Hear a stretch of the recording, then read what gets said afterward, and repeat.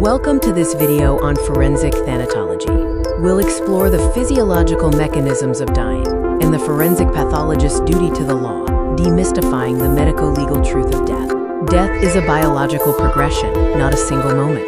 Thanatology maps the cessation of life through two critical stages: somatic or clinical death, which is the irreversible stoppage of the tripod of life, and molecular or cellular death, which occurs 1 to 2 hours later as individual cells exhaust their resources.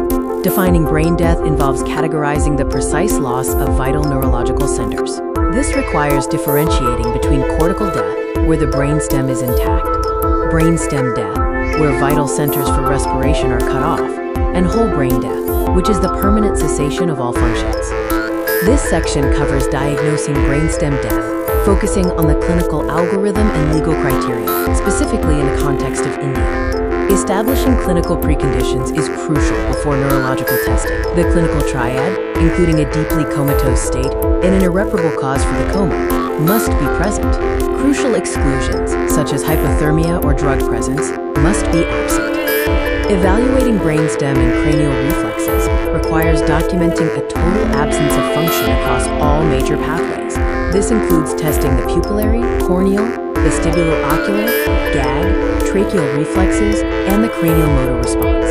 The apnea test is the definitive physiological challenge to confirm the respiratory center is irreversibly dead. The legal safeguard requires, quote, 2 doctors, 2 tests, with specific criteria on who can perform the tests and how often. Legal criteria for brain death evolved to facilitate tissue and organ transplantation. Diagnosing brainstem death allows for beating heart donors, greatly improving transplant success. Viability windows for organs and tissues vary significantly. Regardless of the remote cause, the human body fails through one of 3 primary pathways. The 3 modes of death are coma, the failure of the brain; syncope, the failure of the cardiovascular system; and asphyxia, the failure of the respiratory system. Coma and syncope represent the ultimate failures of the neurological and cardiovascular systems. Note that neither term should be listed as a cause of death on a medical certificate, as they are clinical symptoms of terminal systemic failure. Asphyxia is a systemic deprivation of oxygen. The physiological rule of thumb indicates that breathing typically stops within 20 seconds of cardiac arrest. Conversely, if respiration fails first, the heart may beat for up to 20 minutes. Mechanical asphyxiation follows 3 distinct clinical stages over 3 to 5 minutes.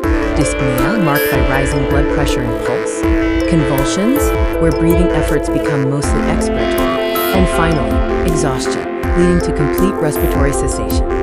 The law demands an absolute distinction between how a body failed and why the event occurred. Forensic pathologists must separate the cause, the mechanism, and the manner of death to meet legal requirements.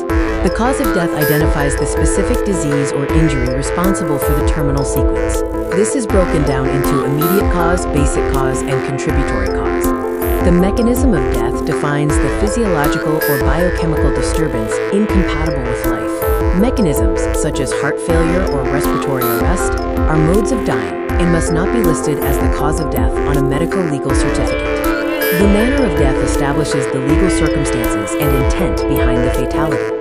While the cause is a medical diagnosis, the manner is a legal classification. The 5 classifications are natural, accidental, suicidal, homicidal, and undetermined. Sudden deaths challenge the pathologist by requiring the identification of unexpected cardiovascular or neurological failures, usually occurring within 24 hours of onset.